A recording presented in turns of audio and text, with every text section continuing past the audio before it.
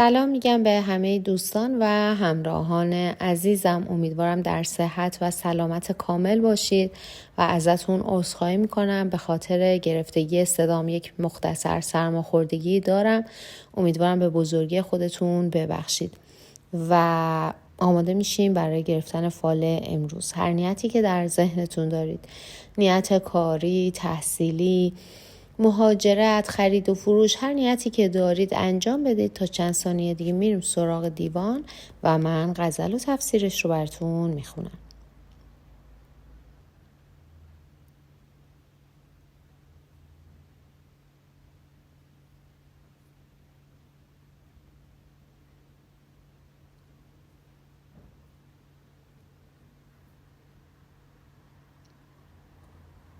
خب دوستان، اگر نیتاتون رو انجام دادین با هم ببینیم حافظ امروز چطور ما رو راهنمایی میکنه.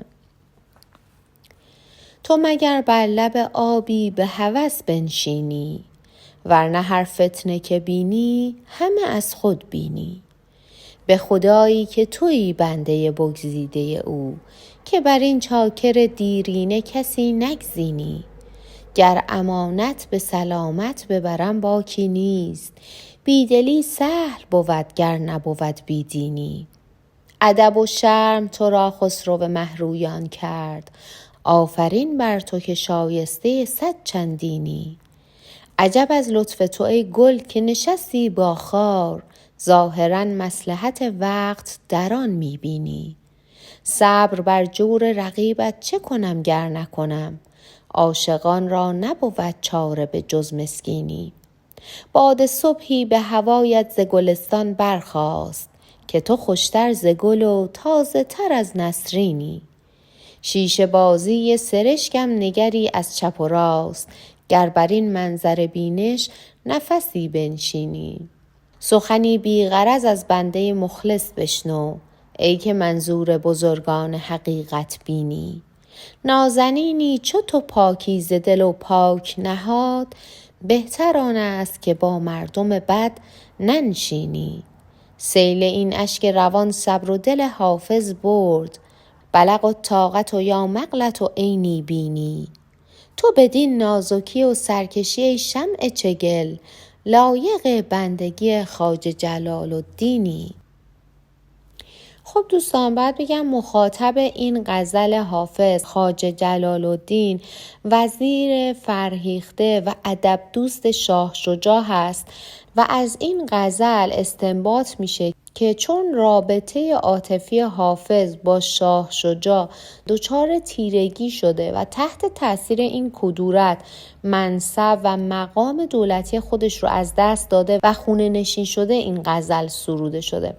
احتمالاً حافظ در دستگاه دولتی تحت ریاست خواجه جلال الدین مشغول به کار بوده که در ابیات این غزل هم حافظ از ایشون درخواست کرده که کسی رو جایگزین حافظ نکنن.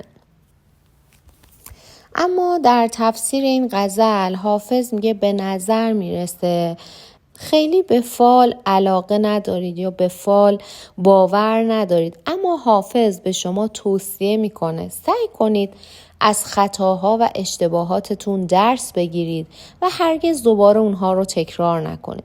به هر کسی اعتماد نکنید و راز دلتون رو با هر کسی در میون نذارید. و نکته مهم این که حافظ صراحتاً شما رو از همنشینی با افراد ناباب برحذر میکنه. بهتر در مورد دوستاتون و کسانی که با اونها در ارتباط هستید تجدید نظر بکنید و سعی کنید افراد بهتری رو به عنوان دوست برای خودتون پیدا بکنید. به لطف خدا در مقابل آدم‌ها مقام و موقعیت مناسبی رو پیدا می‌کنید. اخلاق خوبتون، لطف و مهربانی باطنی که دارید شما رو نسبت به دیگران برتر میکنه، یک برتری نسبت به دیگران به شما میده و الان حیفه که شما با این دل پاک و صداقتی که دارید همونطور که گفته شد با افرادی هم نشین بشید که هم رده شما نباشن و در واقع افراد مناسبی برای شما نباشن و موقعیت شما رو به خطر بندازن.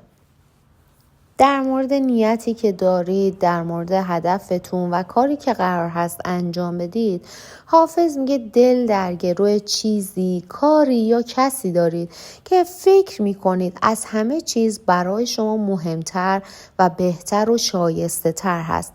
اگرچه این اتفاق، این نیت مهم و قابل توجه هست، اما نیاز به یک پیش زمینه ها و یک مقدماتی داره.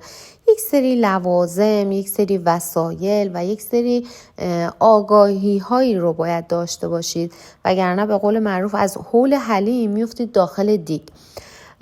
بهتره با عزیزانتون که مورد اعتماد هستن در این مورد مشورت کنید و بهترین فرد برای شما پدر و مادرتون هستن. راز دلتون رو بهتر با هر کسی صحبت نکنید، با هر کسی در میون نذارید، چون رقیبان به شما حسادت می‌ورزن و خب مشورت گرفتن از این افراد مسلماً به نفع شما نیست.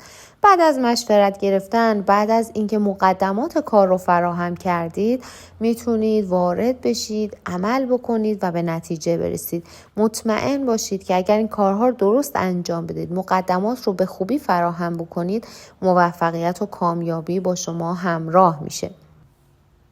در بیت 6 که میگه صبر بر جور رقیبت چه کنم گر نکنم، عاشقان را نبود چاره به جز مسکینی. یک سری معتقدن که این بیت رو حافظ به واسطه یک بیتی از سعدی سروده که سعدی گفته صبر بر جور رقیبت چه کنم گر نکنم، همه دانند که در صحبت گل خاری هست.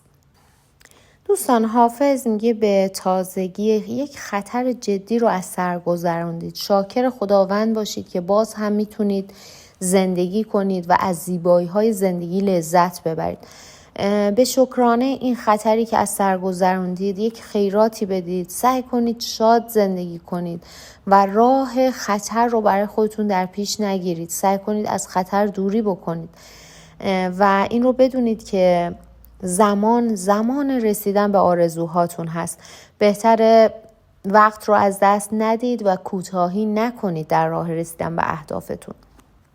بهتره عیبین نباشید، عیب دیگران رو بیان نکنید و این رو بدونید که همه ما آدم ها عیب و ایرادی داریم برای خودمون. شما گل بیخار پیدا نمی کنید. هر کسی در درون خودش اخلاق خوب و اخلاق بد داره. فکر نکنید که شما عاری از هر گونه عیب و ایراد هستید و به هر کسی که میرسید دنبال پیدا کردن ایرادات شخص مقابلتون نباشید، چون رفته رفته تبدیل میشید به یک آدم عیبین و ایرادگیر و خب این خصلت اصلا خصلت خوبی نیست. آدم‌ها رو از خودتون دور میکنید و انقدر این کار در شما شدید میشه که نمیتونید اصلا با کسی ارتباط برقرار بکنید، چون همه از نظر شما پر از عیب و ایراد هستن. پس بهتره اگر این خصلت در درون شما وجود داره در صدد رفع این خصلتتون باشید. دوستان، حافظ میگه اگرچه شما دارای قدرت اراده، اعتماد به نفس و یک سری استعدادها هستید، اما این موارد نباید باعث بشه که شما دچار غرور و خودخواهی بشید و بخواید با لجبازی، با یک دندگی زندگیتون رو اداره بکنید، به همه کس زور بگید، به همه فخر فروشی بکنید، در حالی که همونطور که بزرگان ما گفتن درخت هرچه پربارتر باشه افتاده تر میشه. پس به این فکر بکنید که هرچه شما دانشتون بالاتر بره، تجربه بیشتری داشته باشید، اطلاعات و آگاهی های زیادتری هم داشته باشید، باید تواضع شما هم بیشتر بشه، نه اینکه فخر فروشی بکنید و با غرور دیگران رو بخواید تحت تاثیر قرار بدید و اونها رو خرد بکنید. و در واقع حافظ داره شما رو به خاضع بودن، به تواضع داشتن دعوت میکنه، چون اینطوری هست که شما میتونید هم سعادت دنیا و هم سعادت آخرت رو داشته باشید. در آخر هم حافظ میگه به امید خدا گشایش براتون حاصل میشه، زندگی نسبتاً خوب و آرامی خواهید داشت و بهتره در مورد نیتتون و کاری که قرار هست انجام بدید و برای اجرای این نیت از افراد مطلع، همونطور که گفته شد، مشورت بگیرید. بدون مشورت، بدون آگاهی و بدون مقدمه هیچ کاری رو انجام ندید که به صلاح شما نیست.